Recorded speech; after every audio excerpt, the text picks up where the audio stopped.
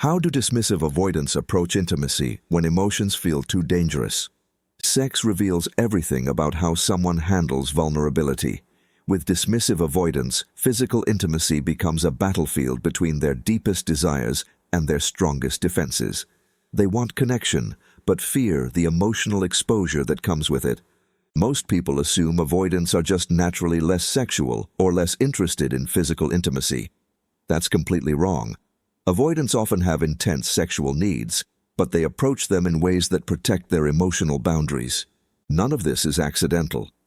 Every pattern serves a purpose, helping them experience physical connection while keeping their emotional walls up.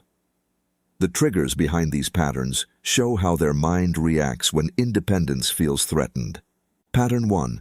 They prefer sexual encounters that feel temporary or non-committal. Think about how you act differently when you're at a hotel versus your own home. At a hotel, you might be more relaxed, more spontaneous, because it feels temporary. There's no pressure about what it means for your future or your identity. That's exactly how avoidants approach sex, even in committed relationships. They treat each encounter like it's happening in a hotel room, enjoyable in the moment, but separate from their real life and future plans.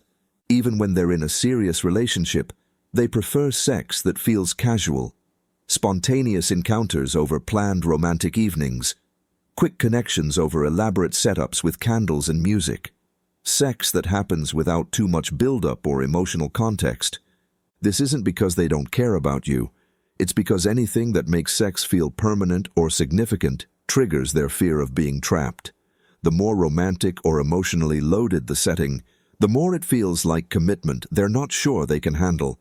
You'll notice they're way more sexually available when things feel unplanned and casual. But suggest a romantic weekend getaway or anniversary celebration, and suddenly they're less interested. The commitment context kills their sexual appetite. Pattern 2. They compartmentalize sex from emotional connection completely. Imagine your brain has different filing cabinets. Most people keep their sex file and their feelings file in the same drawer. Avoidants keep them in completely separate rooms. Sex exists in its own isolated world for them, completely separate from feelings, relationship talks, or emotional intimacy. They can be incredibly passionate physically while keeping their emotional world totally locked down. You'll see the compartmentalization in how they act before and after sex.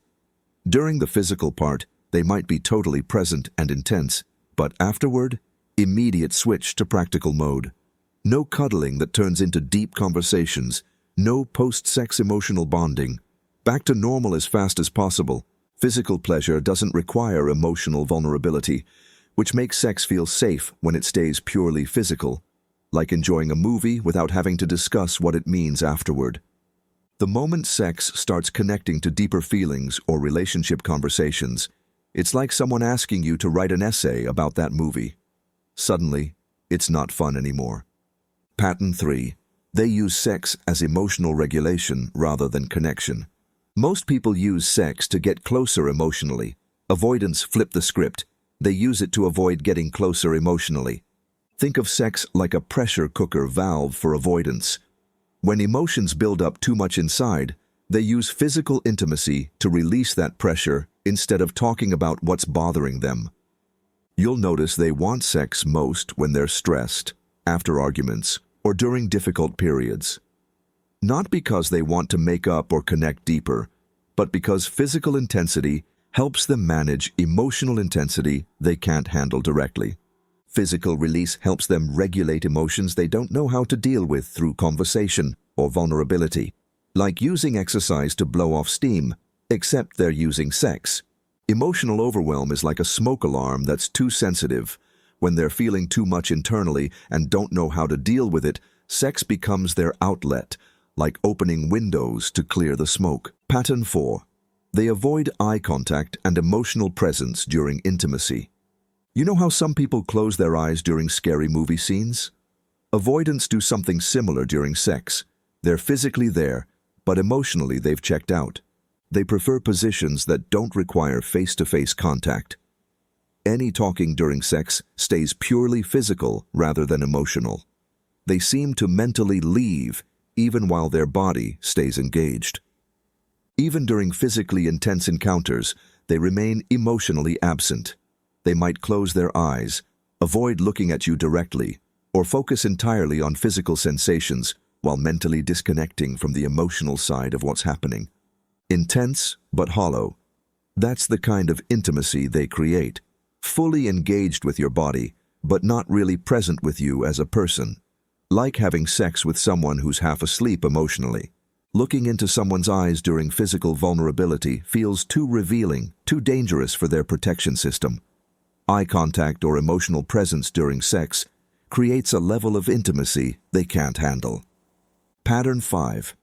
They cycle between sexual intensity and complete withdrawal. Think of it like a thermostat that's broken. When the room gets too cold, it cranks the heat way up. When it gets too hot, it shuts off completely. That's how avoidants handle sexual intimacy. They'll go from passionate, intense encounters to acting like sex doesn't exist between you.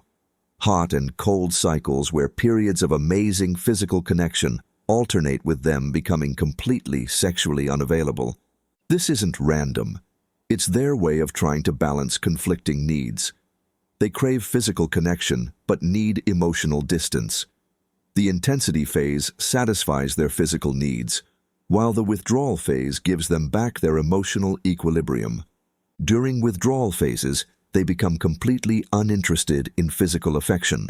They avoid situations that could lead to sex. They treat you more like a roommate than a romantic partner. This isn't punishment. It's emotional regulation through distance. The trigger for withdrawal phases is usually feeling like the sexual connection became too emotionally intimate or threatening to their independence. They pull back sexually to rebuild emotional boundaries they feel got compromised. Pattern 6. They struggle with sexual communication and feedback. Imagine trying to order food from someone who won't tell you what's on the menu. That's what sexual communication feels like with an avoidant. They might be physically adventurous but verbally silent about their desires or experiences. Strong chemistry but minimal actual communication about intimacy. They show you what they want through actions, but struggle to put desires, boundaries, or feedback into words. Even saying, "I like that," feels risky because it means admitting physical intimacy matters to them, which feels too emotionally revealing. Sexual communication requires admitting what you want, what you like, what you need, and that level of honesty feels too vulnerable for their comfort zone. Any conversation that connects physical desires to emotional needs feels dangerous because it might lead to talking about feelings, their biggest fear. Pattern 7. They disconnect immediately after intense sexual experiences. Picture someone who just finished an amazing meal but immediately gets up and starts doing dishes. That's an avoidant after meaningful sex. The more emotionally connected or vulnerable a sexual experience feels, the faster they create distance afterward. Intense physical intimacy scares their emotional protection system, so they withdraw precisely when most people would want to connect more deeply. They immediately become busy after sex. Start conversations about practical matters. Check phones. Find reasons to leave the intimate space as quickly as possible. The more meaningful the sexual connection felt, the stronger their need to get back to emotional safety through distance. Intense sexual connection feels emotionally dangerous to them, so they reflexively create safety through distance, like touching something hot and immediately pulling your hand away. Their attachment system interprets intense physical intimacy as a threat to their emotional independence and responds with immediate withdrawal, not rejection of you personally, just their nervous system protecting them from vulnerability they just experienced. What triggers these patterns consistently? Understanding what activates these sexual patterns helps explain the seemingly contradictory nature of avoidant sexuality. They're not sexually dysfunctional, they're sexually protective. Each pattern represents their attempt to experience physical intimacy while maintaining emotional safety. The consistent trigger across all patterns is the fear that sexual intimacy will lead to emotional vulnerability they can't handle. Their sexual behavior is designed to maximize physical connection while minimizing emotional risk. This creates sexual relationships that can feel intense but inconsistent, passionate but distant, physically satisfying but emotionally frustrating. They're trying to have physical intimacy without emotional consequences, which is ultimately impossible, but explains their contradictory sexual behavior. The deeper psychology behind avoidant sexuality. For dismissive avoidants, sex represents both their greatest desire and their greatest fear. They want physical connection desperately, but associate intimate connection with emotional danger. This creates sexual patterns that seem to simultaneously pursue and avoid true intimacy. Their sexual behavior reflects their core attachment wound, the fear that emotional closeness leads to disappointment, control, or loss of independence. Sex becomes another arena where they try to get their needs met while protecting themselves from emotional harm.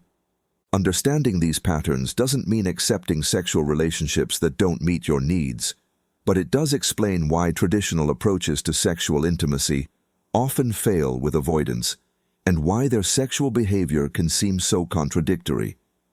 Working with these patterns requires recognizing that for avoidance, sexual safety and emotional safety are often in conflict.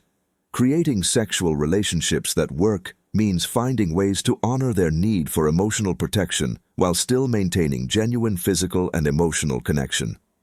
The path forward. Recognizing these patterns in your sexual relationship with an avoidant can help you understand behaviors that might otherwise feel confusing or rejecting. Their sexual patterns aren't about you. They're about their deep-seated need to experience intimacy without emotional overwhelm. This understanding can help you decide whether you can work with someone whose sexuality is filtered through emotional protection, or whether you need sexual intimacy that's more emotionally integrated and available.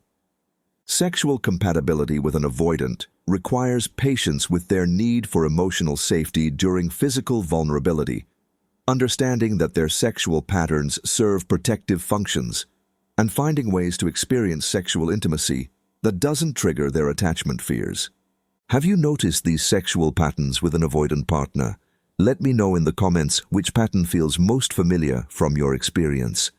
If this helped you understand the connection between attachment style and sexual behavior, like this video and subscribe for more insights about intimacy and relationship dynamics. Thanks for watching.